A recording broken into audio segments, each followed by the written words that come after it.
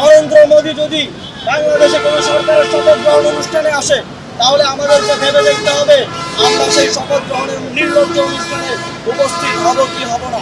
আপনারা এই দেশকে যারা জুলুমতন্ত্রের শিকার করেছে তাদেরকে সাথে নিয়ে তাদের আশীর্বাদ পুষ্ট হয়ে এই দেশকে শাসন করার স্বপ্ন দেখতেন না। এই দেশের জনগণকে সাথে নিয়ে এই দেশের জনকল্যাণের জন্য আপনারা কাজ করবেন এই আশাবাদ ব্যক্ত করছি। এবং হাতিয়াতে যেই ধর্ষণের ঘটনা ঘটেছে, দ্রুত সময়ের মধ্যে যারা এর সাথে জড়িত সকলকে গ্রেফতার করে দৃষ্টান্তমূলক শাস্তি নিশ্চিতের দাবি জানিয়ে আমাদের আজকের এই কর্মসূচি। এবং একই সাথে যাদের উপর সারা দেশে হামলা হয়েছে, লুটপাট হয়েছে, যাদের বাড়িঘর দোকানপাট ধ্বংস করা হয়েছে, তাদের যথেষ্ট ক্ষতিপূরণ এবং সেই ঘটনাগুলোর দৃষ্টান্তমূলক শাস্তি এবং গ্রেফতার দাবি করে আমাদের কর্মসূচি এখানে শেষ করছি।